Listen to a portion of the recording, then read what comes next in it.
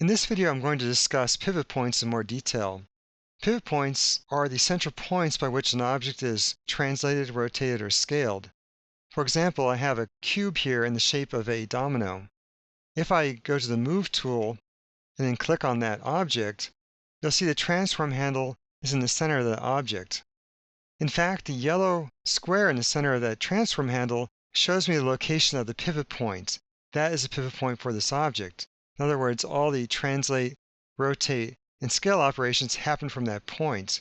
So if I rotate the cube, it rotates from that central point where the pivot is.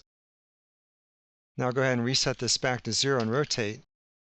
In any case, the pivot is placed here by default when you create a primitive. However, you can move that pivot point. Moving a pivot point is useful when you start to create custom models. It comes in handy not only for placing, rotating, and scaling the object, but also down the road when you start to animate, it's good to have a pivot in a useful location.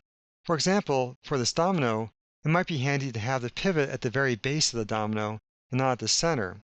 That way, when I rotate it, it'll tip over like a domino and not just rotate in the air through that central point. Now, before we do that, we probably want to move to an orthographic window. It'll be easier to set the pivot in an orthographic view. So I'm going to minimize this window, go to the front, and maximize that window. Then if I need to, use my camera keys to zoom in or zoom out, dolly in or dolly out, or scroll so I can see it better.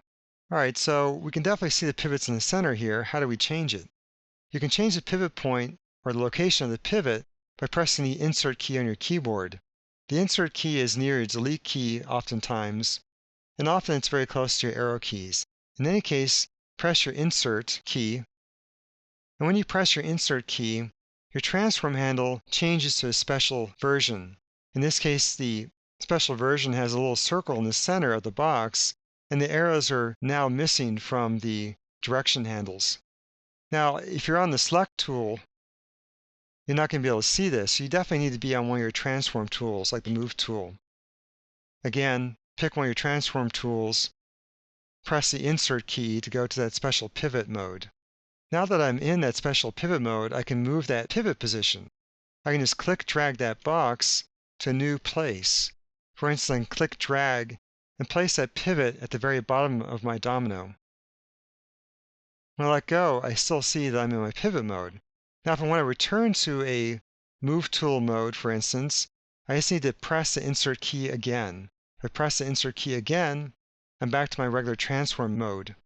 So now I've moved the pivot, and now the pivot's at the bottom. So now when I apply any transformation, it happens from that point. So if I move the domino, for instance, move it up, it occurs from that point. Now, moving is not very exciting. However, if I decide to rotate, you'll see a bigger difference. I'm going to return to the perspective view so you can see it clearer. All right, now we're in the perspective view. I'll move my camera around so we can see it a little bit better. And now when I go to the Rotate tool, you'll see that it actually rotates from the bottom. So now when I rotate next, for instance, it tips over like you would expect a domino to tip over. In other words, it's no longer rotating from the center, it's rotating from the bottom. And this is true also for the Z direction. Now the Y direction is not very exciting and still rotates down the center core, but you can see that by resetting my pivot points or making the pivot be placed in a different location, I get a different result from the rotation. Also, when I scale, the scale occurs from that point, though again, not quite as exciting as when I do the rotation. Now, using the pivot point also brings up another trick that's often very useful. I can snap my object to the grid as I move it. To do that, I need to use one of my magnet tools. And in fact, there is a Snap to Grid tool at the very top. And that has a picture of a little magnet in a grid. If I click that, that'll turn gray, which means the snap is activated. Now when I go back to my Move tool, my transform handle takes on a different form. It has a little circle in the center. When I see that circle, that means I'm ready to snap to the grid. So now as I move my cube, it's going to snap to the nearest grid points. In other words, nearest grid corner. And that's a great way to move something in a very precise fashion. Now this applies to any direction. Now, if I'm in the perspective view, I can just snap in the Z or the X direction. If I go to another orthographic view, I can also snap in the Y direction. So I'll minimize this and go to, say, the side view and use the F key to zoom in here. I may I'm a little too close, maybe I'll dolly back out a bit. Now if I continue to move with the snap on, I can also snap to the Y direction. This is a great way to get something to sit, for instance, on the grid itself. Let me return my rotation to 0 so it's easier to see. I'll just enter 0 into my channel box here. In any case, I can make sure that when I'm moving, it snaps to a 0 value in the Y direction. It might be easier to see in the perspective view once again. For instance, if I turn off the magnet snap, I'll just click that again.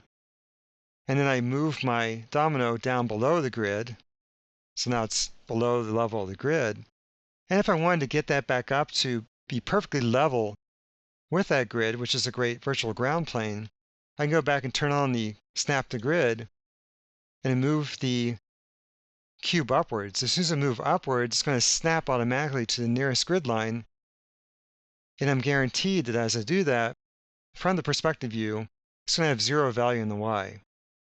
Of course, I can always enter values by hand into the channel box, but a lot of times it's a really quick solution to just turn on the snap to grid, move it really quickly, and then turn snap to grid off once again. You do have to remember to turn it off, otherwise you'll find yourself snapping maybe when you don't want to. So there's a way to move your pivot to wherever you want to on the object, to have that affect the rotation, scale, and move. And also, it's a good way to take advantage of the snap to grid.